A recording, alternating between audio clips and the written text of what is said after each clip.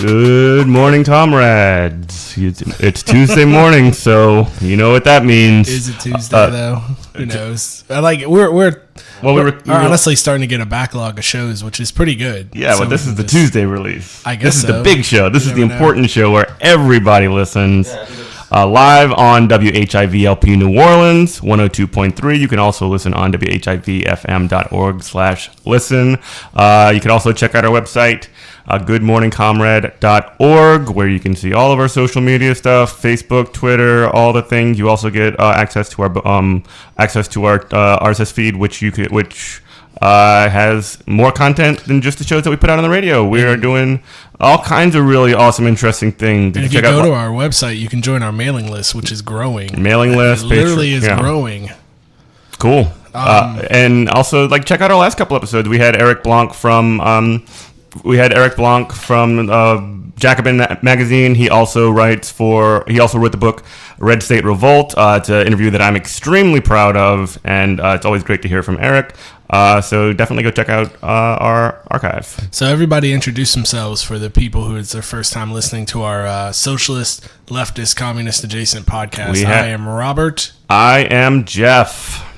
Ooh, I'm Scott. That's good, Scott. I had to wake up pretty early. No, that's my whole energy right now. That's my mood. I am beat down and tired. And honestly, it's because I haven't been to the gym today. Today I had off, but I usually go early, but I had to wait because we're redoing the floors in our house, and we're not to save a couple bucks. We ordered tile. We ordered laminate tile, so I had to wait for the semi to pull up to my house and have this guy unload a pallet of tile. Which, of course, he's like an over the road trucker. He's not going to bring that. It's not Amazon or it's not like buying something from the Geek Squad. They're not going to bring it in your house. So I had to unload this pallet of tile by myself. You did go to the gym. I guess so. Basically lifted all day, but that's I don't know. That's exhausting work. It wasn't that. It took a half hour. The guy said it was 40-pound boxes, and there was 15 of them. So how many reps? I don't know. I'm still gonna go. I'm gonna go after this though, because I know I'll feel 1,000 million times better. Today was so unproductive, and I just feel like a scumbag. Tell the guys that are watching Fox News in the corner, hey for me. Dude, that was a real thing that happened. Let me tell you, yeah. So if you're on our Twitter, our Facebook, I posted on our Facebook. So I'm a black dude, and here in New Orleans, and my gym is outside of New Orleans. It's in the suburbs, so there's a lot of it's in Elmwood, right? Yeah, Elmwood. It's a suburb of Metairie, Jefferson Parish, the city next to New Orleans. And so there's a lot of douchebags that this is old racists out there, young racists too. I guess it doesn't discriminate. Well, anyway, these guys the Fox News always plays at my gym in the locker room, and I could hear these dudes. They were popping off some racist stuff or whatever, talking about Ilhan Omar, and and I just come around the corner I'm sweaty because I just did my routine, and I'm like, "What's funny, guys? I want to laugh. I like to laugh. What's up? What's up?" And everybody shut up, and I'm like, "That's right. That's what you do. You shut your mouth." When I turn that corner, you shut your mouth. I mean, that's the best I can hope for around here. You ever seen a snowflake melt? Yeah, seriously.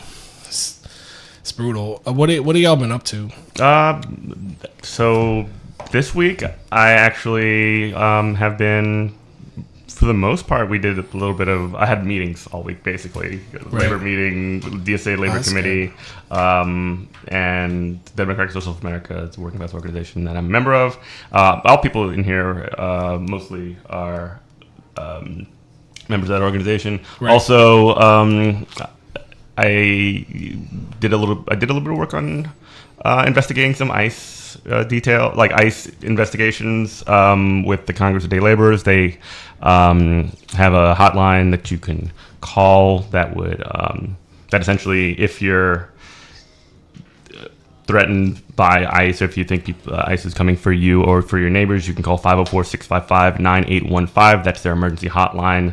And that's part of a collective security program called Eyes on ICE, or Ojos de Congreso, that focuses on making sure that we have people who are not in danger of being rounded up and thrown to detention centers out in community defense in solidarity with folks that are in that danger. So definitely get that. We have flyers. I can get you some if you contact our website, contact@goodmorningcomrade.com. We can get that out to you.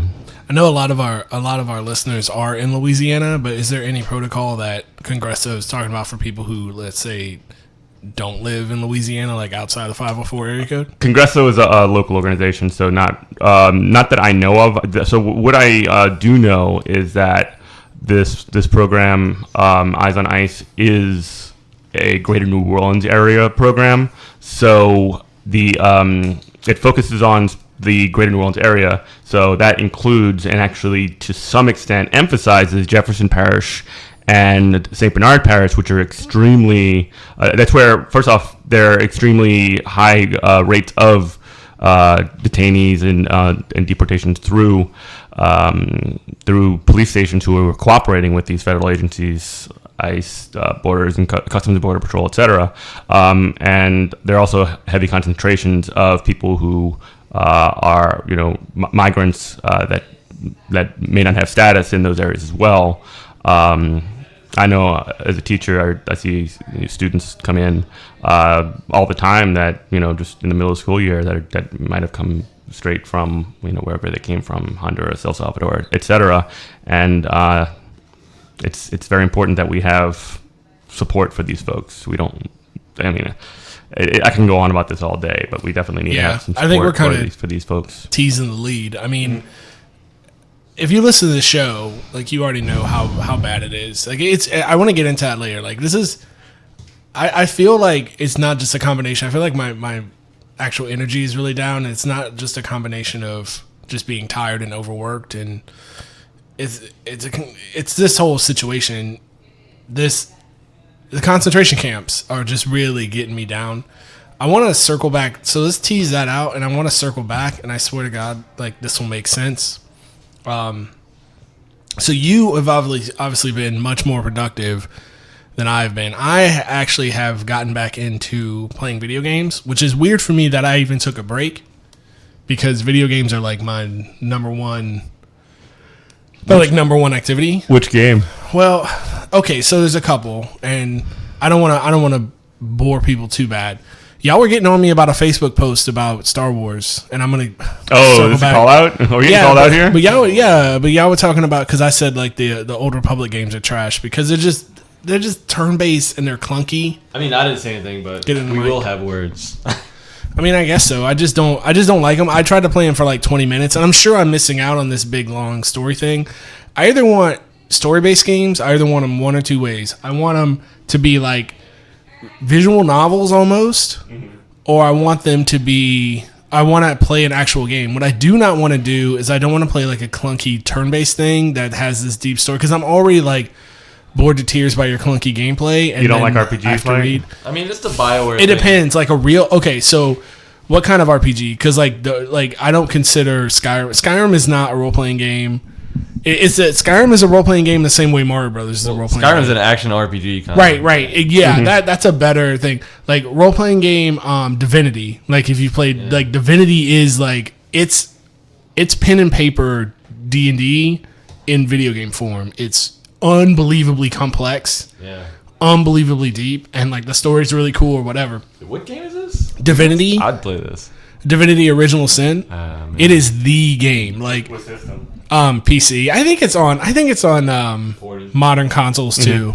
But it's like it's it's like all the rules of D&D apply. So let's say you're a caster or whatever, and you're gonna cast fire, but the fire has like a 4 block radius or whatever. Your dudes in that, if you're one of your partners are in that radius, they're getting the same effect. They're getting hit with. It's just like pen and friendly paper. Fire. Yeah, it's so grindy, dude. It's like, but it's super rewarding because there's so many ways to where you can break the game, and like the game encourages you to break it in a way, because you'll see like you'll do things like, oh, you're not supposed to even be in here. Like one of the characters will say it's because your dude picked up a teleportation spell, and instead of unlocking the door, you just went through it, and you just skipped like 5 hours worth of content. But that'll also hurt you too, because you're not leveling or whatever. You don't have all this stuff there like you're supposed to have along the way. Mm-hmm. But the point of all this is, so story-based game. So there's a game. First of all, I'm still waiting for a good space game, because Elite Dangerous is super boring, and Star Citizen is a scam, and it's never going to come out. What's the one that's... oh, man, there's one that they had, and they recently had, like a big community of people, and whoever was developing the game, they did a thing where they had alien invaders, like invade the whole place, and like what? I don't know. Oh, it was a big weird I'm finally getting old. It's like a big collective community thing. That, I don't know. You'd have to show me. I don't know. Oh yeah. But what was I saying? Yeah. So there's no good space games, but the game that I've been waiting for. There's 2 games I've been waiting to come out, and one of them finally did. One game is called Tonight We Riot, which is like, the trailer's crazy. Like the trailer's like, you're an Uber driver and you can't afford to pay the bills. It's tonight we riot. And it's like, and like you literally control a mob. Oh, cool. That just like, it's like burn it down. And there's no, if one of your little dudes die, like your leader dies, one of the other dudes just take his place, because there's no leaders. Yeah. It's just like, what is this? Is a phone game? Or? No, it's waiting to come out. Like, I don't know when it's going to come out. Like, you check their Twitter, I don't think they have a date, but they don't have a demo yet or anything. But it's in a pretty good state, like from what they're showing. It's actually made by the developer is this company called Pure Blood or New Blood. The dev is New Blood, and the name of the now that's the publisher is New Blood. The devs are the I want to say 504, but that ain't right, because that's New Orleans. It's like 503. What? It's some Houston area code or something. What is it? Oh, it's Pixel Pushers Union 512. So they're like actually like they're a co-op video game development house. It's like absolutely ridiculous. Coming back around to like socialism, the games industry is like the worst. It's absolutely the worst. Like, there was like a thing a while back because people weren't buying Red Dead Redemption 2 because they were like making all their workers crunch and stuff, and like not. Well, also the online's real bad. I don't think that's why. Like, yeah, but I know that that's Take-Two Interactive altogether, and it's so funny because as much I drag my fiance, I drag my girlfriend Erin into these weird video game rabbit holes. Yeah.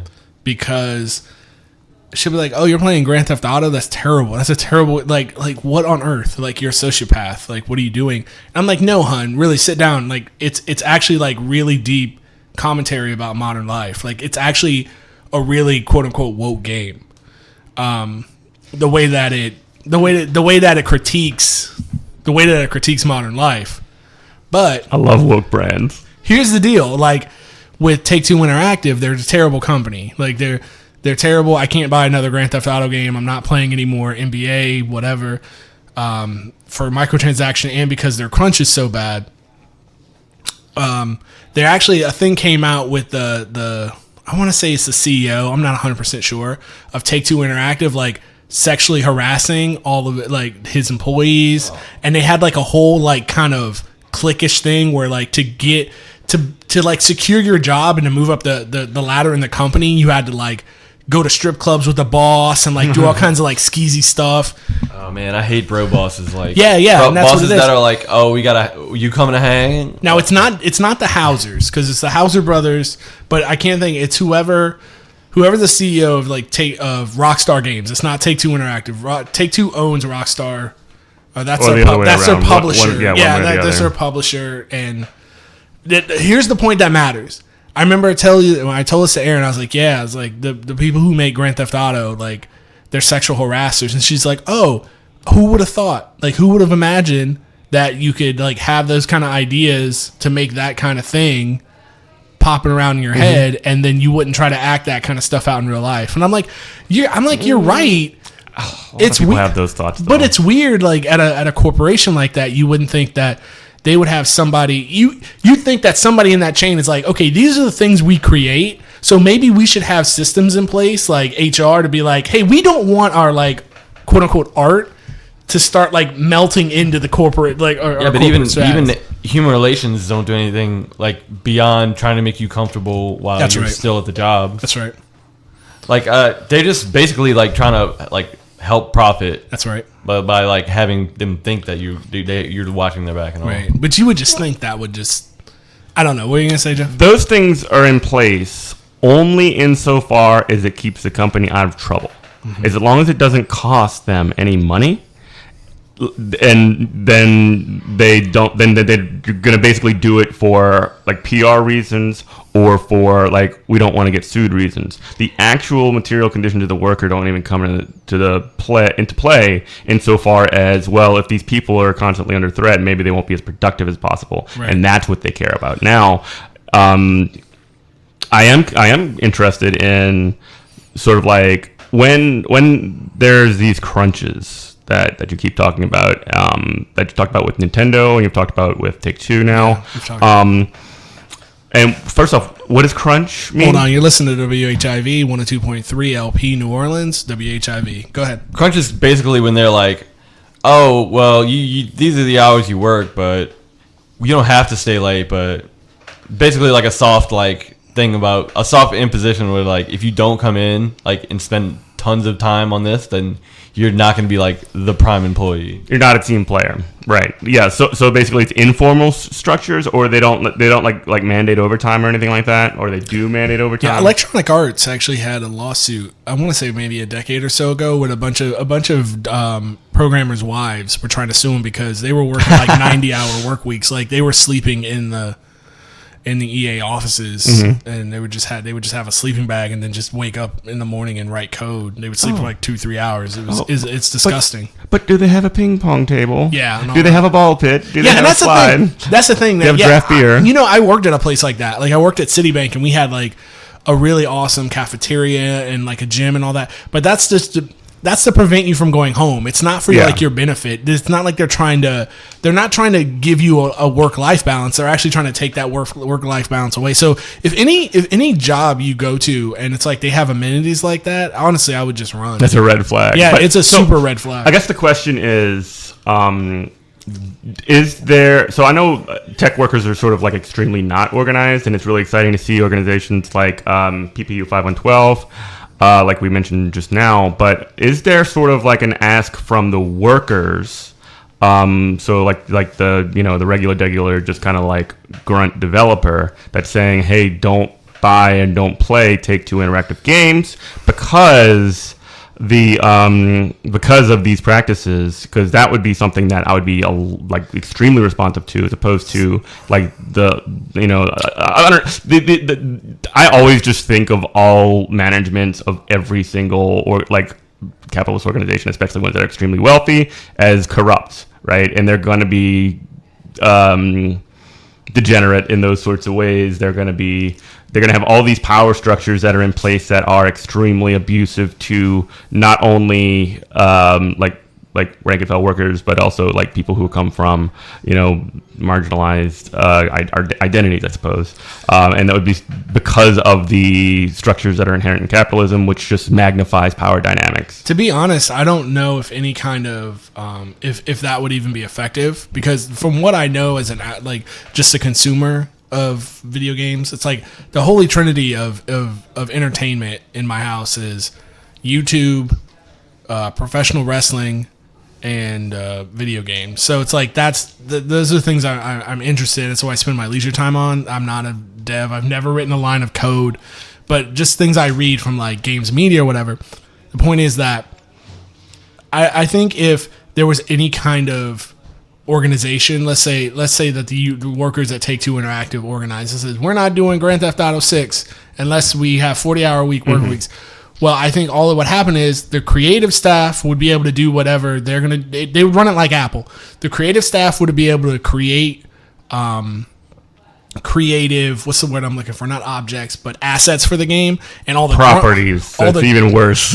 All the grunt work would just be farmed out to a different developer, to a different dev, and then they would write all the code and then just give it back to them, and they would just insert that as they needed. So honestly, I don't think it would do any good. I mean, the only thing you can really do is just know what's going. Like you can be There's no conscious. There's no ethical consumption of capitalism, which is true, but there is more ethical consumption than some consumption is more ethical than other consumption. Right, you can do the best you can to like buy things that aren't super exploitive, so you personally can sleep better at night. Like it's kind of a selfish thing to be like, I'd rather buy this and not that. That's the way I'm not telling you not to do that. I'm just sort of like interested because even if there aren't like formal organizations that are making these asks, like I'm not saying that there has to be necessarily like tech worker unions. It would be dope if there were, but like I guess making that decision for workers,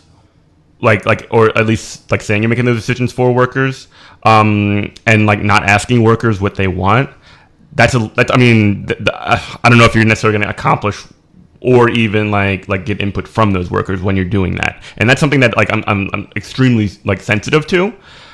So like let me give an example. Let me give an example, which was the Amazon workers. Right now, they just recently in Minnesota had called for the workers specifically called for a boycott of Amazon products during their Prime Day extravaganza. Right, so the workers made this demand, and so I think that's a very clear message from those workers, and what they're saying is that they want this, and this is how you can express solidarity, and that gives the workers a lot of leverage over their boss. I get a little bit, and I'm not like, this isn't like a call out or whatever, because it's something that I'm not telling you like what you should and shouldn't do, or even if it's good or bad, but because you're gonna do what you're gonna do, and it's great. But I guess if people do make the decision for like fewer people to purchase this from this company or whatever, the workers that do work in those companies, they're gonna, if their sales are down, they're gonna start like laying off workers. And that's where I start to get a little bit, so I get very concerned. Does that make sense? Yeah, to a point. My and I'm not saying this is the best practice, or I haven't really rolled it. I haven't really super rolled it over my head. But again, my wonderful soon-to-be wife had this idea. She's like, hey, instead of using Amazon, which there's a lot. Well, to at least buy things. It's bad, and I use it. Instead of using Amazon, why don't we just buy stuff from Alibaba Direct? And I'm like, yeah, it's the same stuff. And like, why don't we just cut out the middleman? It would take longer to ship, but it's not like we're not saving the world, but it'd be a way to get like cheap goods that are honestly the same stuff we're getting anyway, and like cut out Amazon. I don't see an issue with that, to be honest. I mean, I'm really trying to roll, besides the obvious of like, well, it's Alibaba Express. It's bad. It's like Chinese-made garbage goods. Right. But like the stuff we're getting from Amazon is Chinese-made garbage goods. Like there's no difference. So explain this to me. I don't know this service you're talking about. What Alibaba is, it's Chinese Amazon, and they are huge in Asia. Like huge. So you can order stuff like what you think is like a good deal off of Amazon. You can order stuff for like significantly less money off Alibaba. They're obviously, because it's coming directly from China. Like if you were to order let's say you were to order like a piece of electronics, it would just come directly from Foxconn. Yeah. It's like, but it's just cutting out Amazon. Yeah, and it's going to take like a month to get to you. But like, it's going to be significantly cheaper. And if you really need that thing and you're going to cut out Amazon, I mean, I guess that's one way to do it. I mean, the optimal thing would be like, the old 90s like ad busters like don't buy anything. I mean, that's the optimal thing. But like we do this podcast, like we need microphones. Are there like local options? Is there like do people go to like Sam's Club anymore? Yeah, I go to Costco all the time, but I mean, is that any better? And Sam's Club is Walmart. I mean, like Walmart's bad, and I still go to Walmart. Like, but so interestingly about Alibaba, I'm looking at like.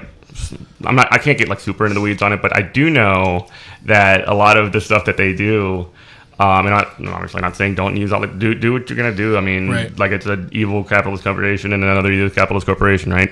But Alibaba, I know they don't do like things cost more from Amazon and not through Alibaba because brands like essentially you can get like a controller from Nintendo before it goes to Nintendo, and they do all of that quality control and very specific things. So they you're essentially going to get something that's either rejected by Nintendo or like hasn't been seen by like you get it before they go to Nintendo. So. Yeah, I don't have all the angles on this, and again, I'm not stating like that's we're not saving the world. I'm not making a T-shirt being no. Screw Amazon, Alibaba, woke. You know, totally. I'm just like, why? I was like, yeah, do what you do. Whatever. I mean, you know, if you think that makes more sense for you, that's totally fine. I do find it. That, I mean, it's an interesting thing you put forward, and I don't have all the info on Alibaba. Right. That's a good thing to explore. I'll look further into that. Like we really, I don't want to say we got off topic. Did you want to say something, Jeff? Oh, I don't want to say we got off topic, but like that was like really cool. Like the actual point of all this. So there's the one game, the Tonight We Ride game, but there's another game that's been out for like a month that I just started playing. I just had some time. It's called We the Revolution, and this is on everything, like including Switch. But I got it on PC because it's like way cheaper. So what this is, it's like on like a visual novel kind of deal, but you're a judge in the French after the storming of the Bastille, like during the French Revolution. Yeah. So you have to make all these like. Well, at first they throw cases at you like, hey, this dude is obviously a counter-revolutionary and an enemy of the revolution. Like, what do you want to do with him? And there would be like three factions you have to, you can't let, it's a lot like the video game Reign, Regin, if you've played that. But you have to keep the three factions happy or like somebody will come and kill you. It's like aristocrats. You'll be the next one up and up for the traitor of the revolution, up for the guillotine, right? Like aristocrats, the people, the mob, and the revolutionaries, and you have to like keep them all three in balance. And so you'll get like obvious choices of, okay, so this guy's like obviously a counter-revolutionary, like cut his head off. But then you'll get stuff like, oh, like the mob wants to kill this guy because he's been diluting wine with water. And you're like, well, that's not a death sentence, but I got to keep these people happy. So it's a lot like Papers, Please, if you played that as well. So it's like, what do you do there? Or you'll have a thing where it'll be another quote unquote revolutionary and he's on for tribunal and he might not be guilty, but he's also plotting against your family, you and your family, to try to get you killed so he can move up the political ladder. Like, is there like a part where you have to like put Charlotte Corday on trial for like killing Marat? Yes. Why you're joking? Like I haven't gotten there yet. Like the first thing, I think the final boss is like Robespierre. That's what I think is because what happens, what I think is going to happen is you're going to be the one that's going to put Robespierre on trial. Hell yeah. Because you like move up the political ladder and you keep getting these little notes from Robespierre. And he's like, oh, congratulations on your exalted social status. Should the people on the Revolutionary Council be worried? Mm-hmm. Should we be looking for other positions? And you're like, I'm going to have to kill you, aren't I? And it's super in depth because I'm playing it completely serious. Like I'm playing, like you can play it any way you want. And I wonder how long, if you were like, I'm going to let everybody go or if I'm going to kill everybody. And I wonder what would happen, how long it would, but I'm playing it like, okay, like trying to really be immersed. And there's also, which is super scary, there's a tab that says, quick trials are not available yet.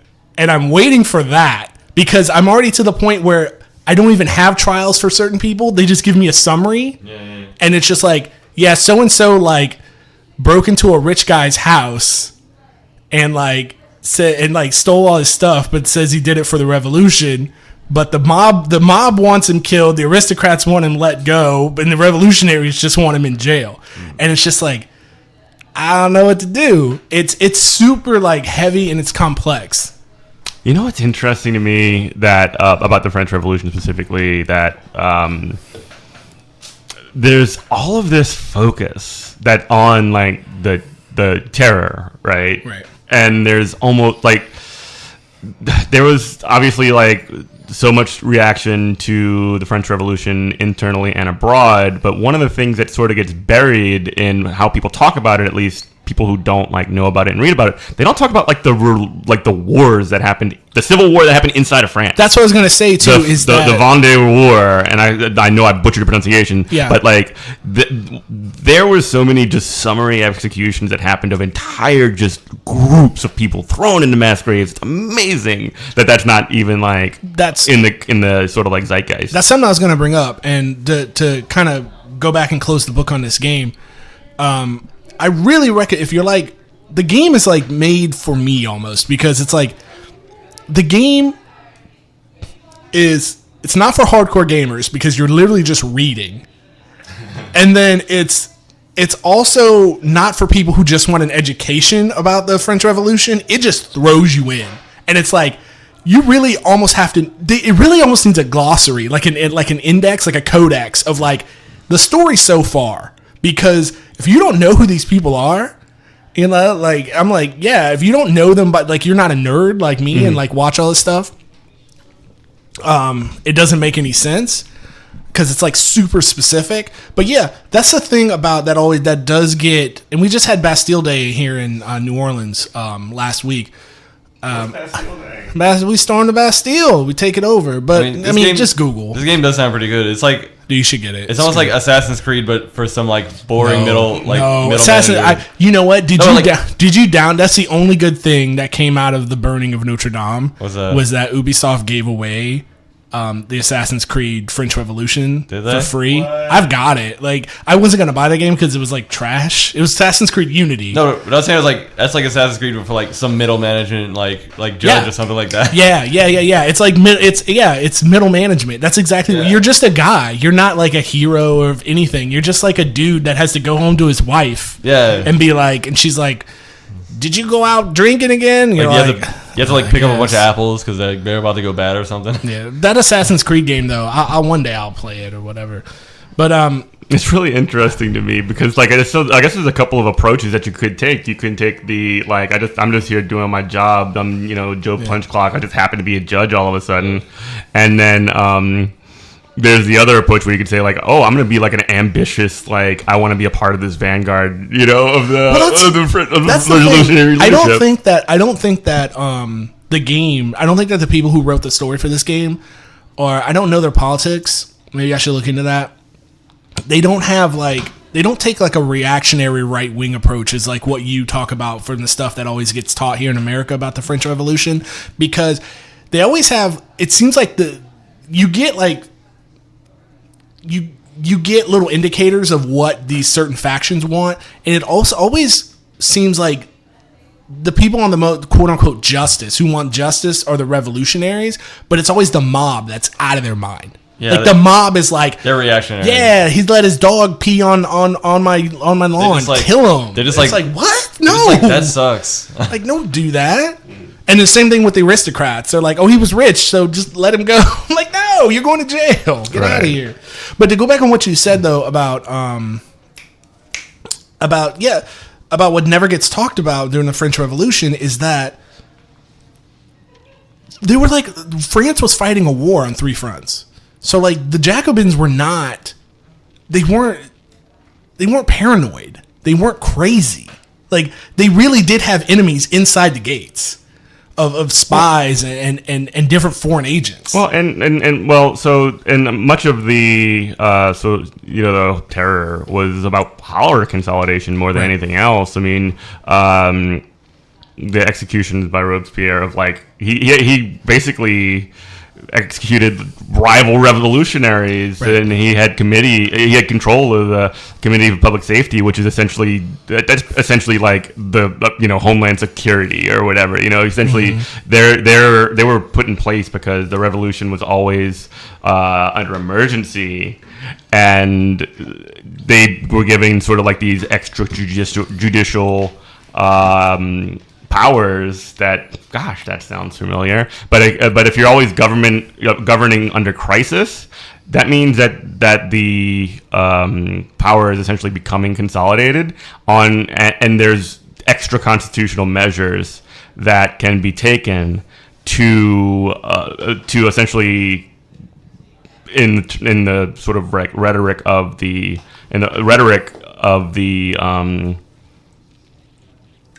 revolution in this case, or like post 9/11, like war on terror now, and countless examples throughout history as well. Essentially, you can just like consolidate, you can essentially accumulate power because you're the person that can stop the emergency in this situation, or the government needs the power to stop these emergencies, and that's a really like classic way for power to legitimate itself.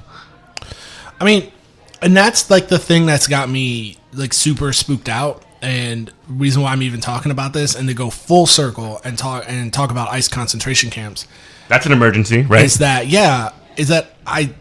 The reason why I'm like such, and I've talked about the French Revolution before on the show. The reason why I'm such like a nut about it is because I just see there's just so many parallels. There's so many parallels to what they had going on then to what we have going on now. Like a dying empire, it ain't a coincidence. A security state.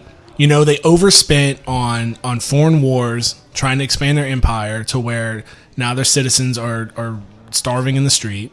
You're listening to WHIV LP New Orleans, WHIV. Go on, Robert. And it's just all these parallels. And what really like got me shook, like I had to stop and be like, whoa, like I have to kind of really like take a deep breath before I get into this, because I want to go slowly and then explain everything as like what's in my head and let it out. So I'm going to go ahead and call because they shouted us out on Twitter once. I'm going to go ahead and call Sam Cedar of the Majority Report a friend of the show. Friend of the show. Dad of the Sam show. Cedar, yeah. Sam Cedar. I was listening to his show, I want to say it was Monday, and he was talking about, and I would consider him center-left. And that's not, I know we talk about like our hate of centrists, like that's mostly what this show's about. But he doesn't really define his politics. He's very pragmatic. He's not revolutionary. Like he's not like, we need a revolution in the streets. Like he's completely not. He's very pragmatic, and I enjoy that. Like it's a good thing to like keep people like me and our comrades in check. Like what can be done now? What it's okay. Like he has the big thing. It's like if I had to vote, if I had to vote between Hitler and double Hitler, then I'm going to vote for Hitler. And I'm like, yeah, that makes complete sense. He does take that is actually a fairly material approach, by the way. So my point is, he said the other day on his show when he was talking about, it was the whole Mike Pence was touring the concentration camp. I can't even believe I'm saying it. Like I'm saying this and I'm like, it's like an out of body experience. I just said it like it was nothing. Our vice president toured our concentration camp. It's unbelievable. It's like I'm having, like I said, it's an out of body experience. Things I never, you set me down as even a 20-year-old and said things I never thought I'd say in my lifetime. So he said, this is terrible, blah, blah, blah, I sucks, da, da, da, da, da. I don't mean to, I'm just trying to get to the point. He said, it's weird because, and I'm kind of I don't remember the quote completely, but he said something to the effect of, I wonder how long it's going to take until somebody does something about this. And then he followed up and said, I don't mean voting for somebody better. I don't know. I don't know what that is.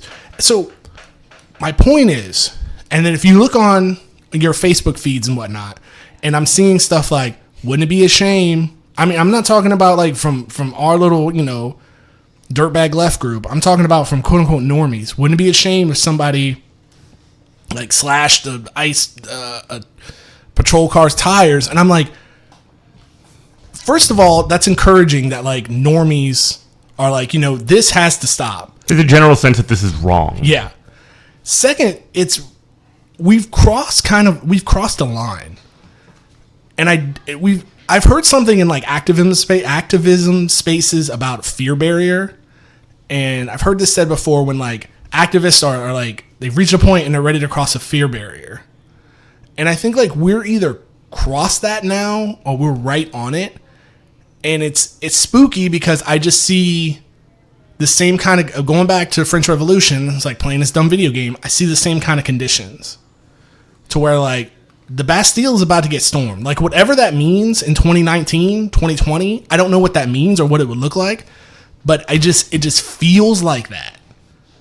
And I honestly don't want that to happen. What I want is just these systems of oppression and institutionalized racism, institutionalized, class warfare, capitalism. I want them to fall apart. What I don't want is, I don't want what would come after. I don't want the terror in 2020. I don't want people killed in the streets by like our own military. And I know that's like, I'm trying to say this and not be hyperbolic, but when I hear like centrists, like normies say stuff like that, I'm not saying they shouldn't say it. I'm saying that it makes me pause. Cause I'm just like, whoa, like if y'all are thinking like this, what's really good? Like what's really going on? I don't know. What do you think about that? That's what's been jumping around in my head for the last week. So my thought on that is essentially, I don't think we're that close as you do. I hope so. And well, my answer is not going to make you feel good, bud. All right. The way that I do believe that we like are constantly crossing lines. Lines are being crossed in terms of what is acceptable by the U.S. government, by the president, by government organizations like ICE, etc. And regular working people's conditions, they're obviously the working class is being exploited and all of that stuff, but in addition to that, essentially, they're sufficient enough, I think, even if people have a moral outrage and a complete like rejection and that moral sense of these sorts of approaches and policies, there has to be an organization process that has to take place before any of these before any kind of like mass movement can happen. And so that mass movement isn't just going to come together, it's going to be constructed and built by the institutions that the working class have. Now, what working class institutions are there right now? I guess I'm asking that question. I'm sorry. There's a real question. I mean, there's labor unions, there's activist groups, and I get what you're feeding me. Mm-hmm. I understand where you're going with this. And so I would say to go on, there's no real left. There's no the labor unions are gone. I'm not saying they're gone. I'm actually like this is just a project that we have to engage in all the time, every day.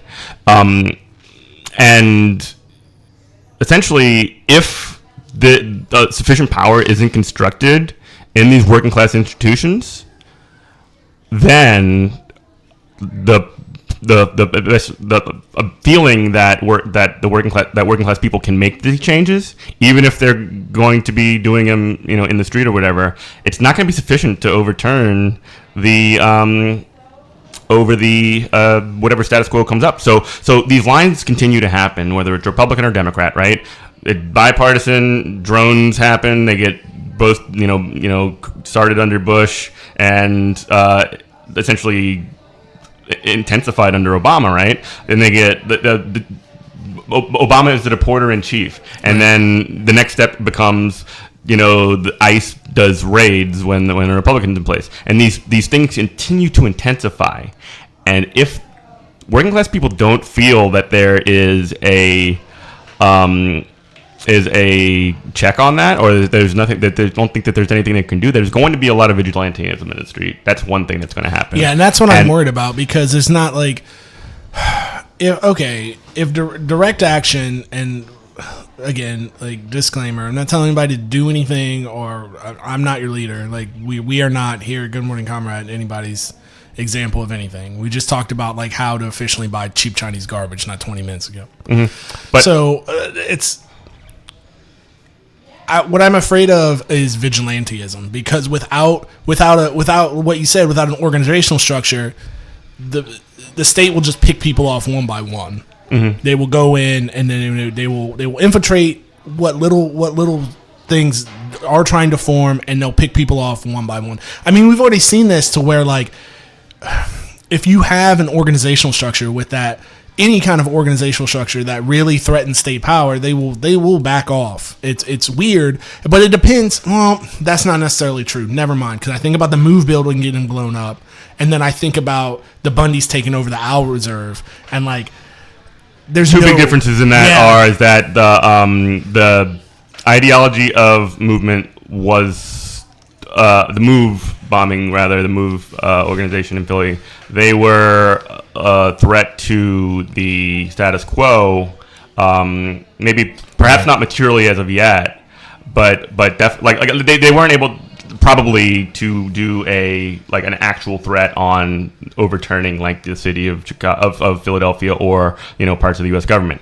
Now the difference between them and the Bundys is they're essentially the government institutions that they were not threatening them at all.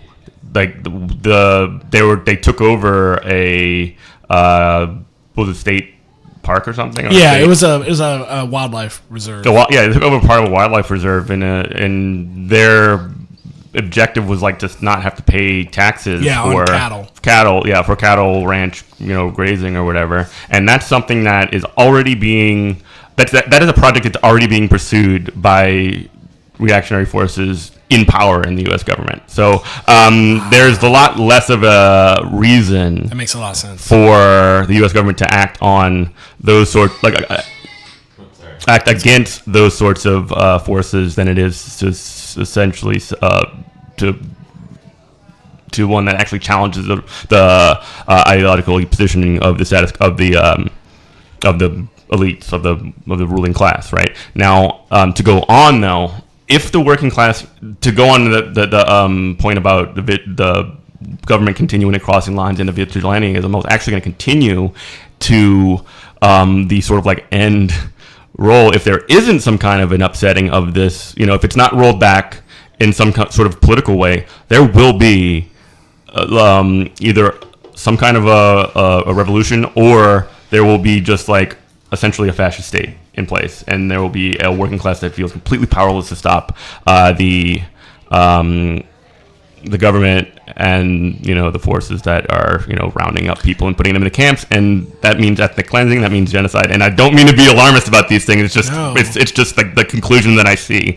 You are listening to WHIV LP New Orleans, 102.3 WHIV FM/listen, end all wars and end this fascist march. It's just such a bummer. Like, we've got the head of our government telling black and brown women to go back to their country, which is America, which, I mean, everybody's looking like, it's so sad. And I understand about what you're saying about the fascist state, because the people who are poo-pooing that have never been told that to their face. I know that 100%. Like, told what? Go back to your country. Like, I've been told that, and I'm from You're from Florida. Yeah. You're a Florida man. Yeah, and I was a cop and a Marine, and I've been told, like, oh, go back to your country, whatever that, because I have brown skin.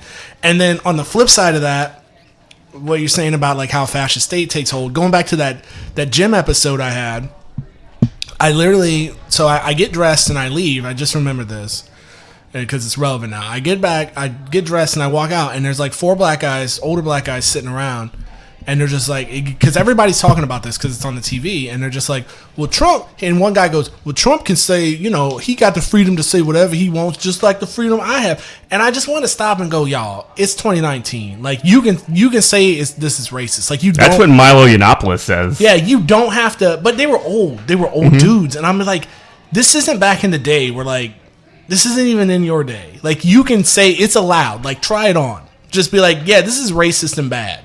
You don't even that's have not the end of the conversation, though. Like anybody can say I know, anything, and what I'm anybody saying- can challenge anybody on saying anything, and like it's so, like my that point mindset is so weird. My point is of how people will just go along with stuff, just go along to get along. Yeah, that's And what most people want. Yeah, and they're just it's fine, everything's fine because it doesn't materially affect me yet.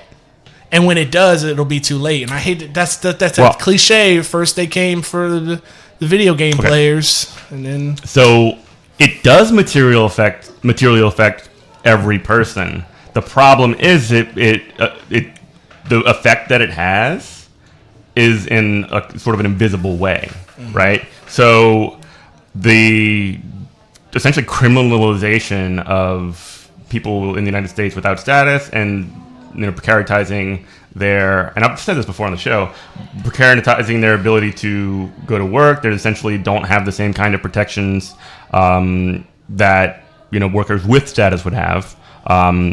Then that means that it drives wages and working conditions down for all workers. But my God, here's everything you're saying is right, and I want you to keep going. But I just want to get this point in because we got like 5 more minutes, and then we'll keep going with this. We got about 5 more minutes for the live show, but we'll keep going with this on the website. I mean, or the podcast, on the feed, yeah, anywhere you can. But here's the thing, that's a class consciousness thing. Those four older black guys sitting around that table are not thinking about that. Mm-hmm. They're thinking about I get to go home and the game's on, and like I don't know what to do for people like that. The only way it's like the Matrix. It really, and I hate this. That's so corny, but it's like everybody is a possible an agent. If they're not outside the Matrix, they're working for the Matrix. It's like I don't know what to do with people like that. So essentially, first off, my approach is to listen to them, and then the second thing is, like I said before, go to find your power in your institutions and communicate in those ways.